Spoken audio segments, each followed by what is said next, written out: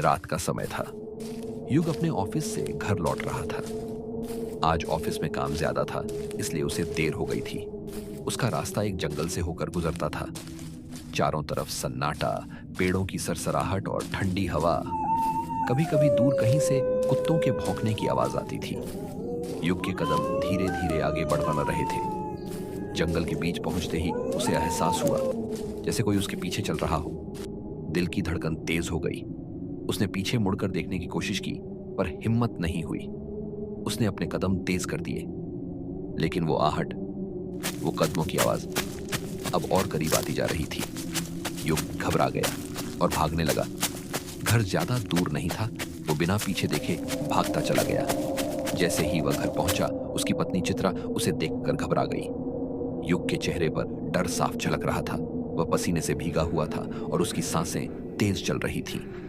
चित्रा ने तुरंत पूछा, युग, क्या हुआ? इतने डरे हुए क्यों हो? युग ने कोई जवाब नहीं दिया। वह चुपचाप अंदर गया और दरवाजा जोर से बंद कर लिया। दरवाजा बंद करते हुए उसकी नजर पड़ी। बाहर एक पेड़ के पास एक साया खड़ा था, जो सीधे युग को घूर रहा था। युग का चेहरा सफेद पड़ गया। उसने तुरंत दरवाजा बंद किया और सोफे पर बैठ गया। चित्रा पानी लेकर आई। युग, क्या हुआ है? मुझसे बात कीजिए। युग ने पानी पिया, थोड़ा शांत हुआ और धीरे धीरे बोला, चित्रा, जब मैं जंगल से आ रहा था, मुझे लगा कोई मेरे पीछे चल रहा है, पर मैं पीछे मुड़कर देख नहीं पाया। मुझे बहुत डर लग रहा है। चित्रा ने उसका हाथ थामते हुए कहा, डरिए मत। कल सुबह मैं मंदिर जाकर पुजारी जी से बात कर लूंगी। अभी आप फ्रेश हो जाइए, मैं खाना लगाती हूँ। रात में दोनों ने खाना खाया और सोने चले गए। घर में शांति थी, पर तभी खर्रर खर्रर खिड़की के पास से एक अजीब सी आवाज आई। चित्रा की नींद खुल गई। उसने खिड़की की ओर देखा और वहीं पर देखा वही साया। उसका चेहरा झुर्रियों से भरा हुआ, आंखें पीली और होठों पर एक डरावनी मुस्कान। चित्रा जोर से चीख पड़ी। युग घबरा कर उठा। चित्रा, क्या हुआ? तुम चीखी क्यों? लेकिन तब तक वो साया गायब हो चुका था। चित्रा कांपते हुए खिड़की की ओर इशारा करती है। युग, वो साया यहीं खिड़की पर था। युग ने उसे शांत करते हुए कहा, चित्रा, शांति से बैठो, वहां कोई नहीं था। चित्रा बोली, नहीं युग, मैंने अपनी आंखों से देखा था, उसकी पीली आंखें और वो मुस्कान। युग ने समझाते हुए कहा, तुम डर गई थी, बस इसीलिए तुम्हें वहम हुआ। देखो, अब खिड़की पर कुछ नहीं है। कल सुबह हम पुजारी जी से मिल लेंगे। अब तुम सो जाओ। चित्रा धीरे धीरे शांत हो गई। उसने आंखें बंद की, पर उसका दिल अब भी डर से कांप रहा था। रात फिर से शांत हो गई, लेकिन खिड़की के बाहर वही साया फिर से खड़ा था, और इस बार वो मुस्कुरा रहा था। अगली सुबह चित्रा उठी और नहाकर पूजा करने बैठी, लेकिन जैसे ही वह दिया जलाने लगी, एक बिल्ली आकर दिया गिरा देती है। यह देखकर चित्रा घबरा जाती है। वह खिड़की के पास देखती है तो पाती है कि खिड़की बंद है। वह सोच में पड़ जाती है, बिल्ली आई तो आई कहां से और गई कहां। फिर वह दोबारा दिया जलाती है, पूजा करती है और नाश्ता बनाने लग जाती है। उधर युग भी उठ चुका था। वह नहा धोकर ऑफिस जाने के लिए तैयार हो रहा था। चित्रा उसके लिए चाय लेकर आती है। युग चाय लेकर पीने लगता है। चित्रा मुस्कुराकर कहती है, जी, हमें आज पुजारी जी के पास जाना था।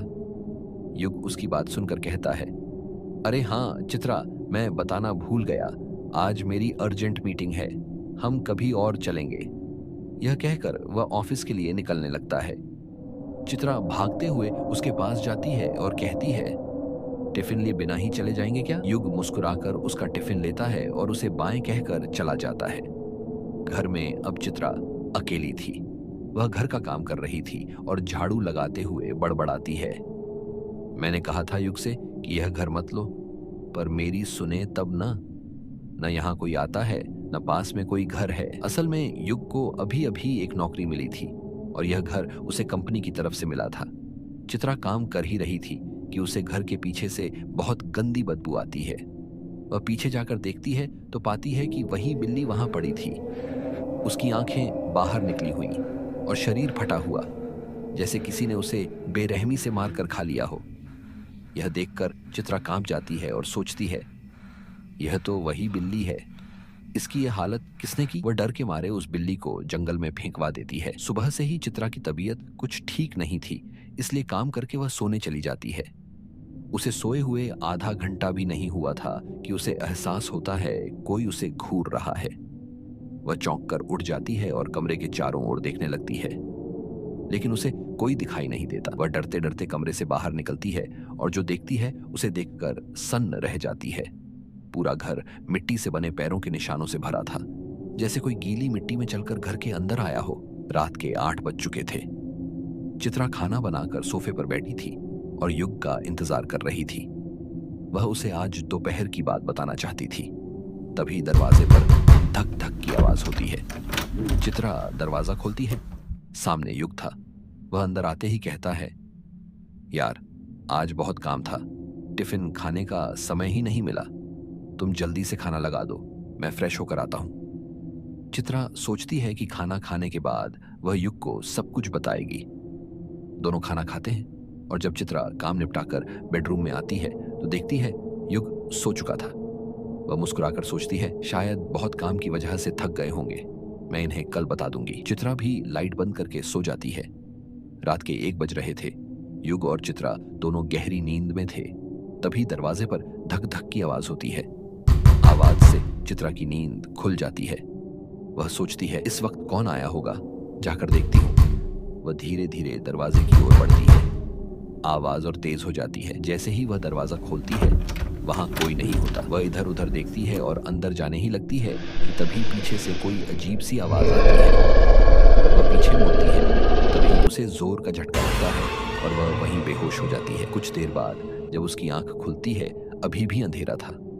वह अपना सिर पकड़कर कहती है, मैं बेहोश कैसे हो गई? यही सोचते सोचते वह फिर से सो जाती है। सुबह उसे उठने में देर हो जाती है। घड़ी में 9 बज रहे थे। वह कहती है, अरे आज तो बहुत लेट हो गया, उनका टिफिन भी बनाना है। वह कमरे से बाहर आती है और देखती है युग पहले से ऑफिस के लिए तैयार था और डाइनिंग टेबल पर बैठकर नाश्ता कर रहा था। युग मुस्कुराकर कहता है, ओ उठ गई तुम? चित्रा आओ, मैंने नाश्ता बना लिया है, साथ में खाते हैं। चित्रा हैरान होकर पूछती है, आपने मुझे उठाया क्यों नहीं? युग हंसकर कहता है, तुम बहुत गहरी नींद में थी तो मैंने सोचा मैं ही बना लूं। चित्रा मुस्कुरा देती है। युग ऑफिस चला जाता है और चित्रा नहाकर फिर से काम में लग जाती है। आज सुबह से ही घर में अजीब सी बदबू आ रही थी। चित्रा ने पूरा घर छान मारा, लेकिन उसे समझ नहीं आया कि बदबू आ कहां से रही है। रात को दोनों खाना खा रहे होते हैं। युग आज कुछ परेशान लगता है। चित्रा पूछती है, क्या हुआ? पर युग कोई जवाब नहीं देता। समय बीतने के साथ चित्रा में बदलाव आने लगता है। वह रात में किसी कोने में बैठकर खुद से बातें करती और युग के न होने पर अपने बाल उखाड़ कर खा लेती थी। एक दिन युग घर पर नॉनवेज लाया। वह बोला, यार चित्रा, बहुत दिन हो गए नॉनवेज खाए हुए, आज अच्छे से ये बना देना, मैं फ्रेश होकर आता हूं। लेकिन जब युग थोड़ी देर बाद वापस आता है तो सामने का नजारा देखकर उसकी रूह कांप जाती है। उसकी लाई हुई मछली और चिकन पूरे घर में बिखरे पड़े थे। हर तरफ खून ही खून था, जैसे किसी जानवर ने उन्हें नोच नोच कर खा लिया हो। युग यह देखकर डर जाता है। वह चित्रा को ढूंढने लगता है। तभी चित्रा बाहर से आती हुई दिखती है। युग पूछता है, चित्रा ये क्या हुआ और तुम बाहर से क्यों आ रही हो? चित्रा जवाब देती है, जी मैं किचन में मसाला तैयार कर रही थी। तभी लिविंग रूम से आवाज आई। जब मैं बाहर आई तो देखा एक कुत्ता मछली और चिकन खा रहा था। उसी ने यह सब किया है। मैं उसे भगाने गई थी। युग उसे देखता ही रह जाता है पर कुछ कहता नहीं। दोनों मिलकर घर की सफाई कर देते हैं। रात का समय था। युग खाना खाकर चुपचाप सोफे पर बैठा था। चेहरे पर थकान थी, आंखों के नीचे काली लकीरें। चित्रा किचन में थी, बार बार युग की ओर देख रही थी। हर बार जब युग चाय पीता, चित्रा मुस्कुरा देती थी। वो मुस्कान जो कोई समझ नहीं पाता था। फिर वही सब हुआ। युग ने कहा, उसे कमजोरी महसूस हो रही है। चित्रा ने कहा, छुट्टी ले लीजिए। और उसी रात सब कुछ बदल गया। इसके बाद की कहानी वही रहती है। वही मोमबत्तियों वाला कमरा, युग का बेहोश होना, चित्रा का असली रूप, उसका शापित घर और अंत में वह भयावह चक्र जो हर बार एक नए युग और चित्रा के साथ दोहराया जाता है। आखिरी पंक्ति, यह घर सिर्फ मकान नहीं है, यह भूख है हर नई रूह की। तो दोस्तों, चित्रा कौन थी? उसके साथ आखिर उस रात क्या हुआ था? और वह मोमबत्तियों से भरा कमरा क्या सच में किसी पुराने चक्रविद्या का हिस्सा था? इन सब सवालों के जवाब आपको पार्ट 2 में मिलेंगे। और हाँ, पार्ट 2 बहुत जल्द आने वाला है। अगर आपको यह कहानी रोमांचक लगी हो, तो वीडियो को लाइक ज़रूर करें और ऐसी ही कहानियाँ सबसे पहले देखने के लिए हमारे चैनल को सब्सक्राइब करना बिल्कुल न भूलें। कहानी सुनने के लिए धन्यवाद।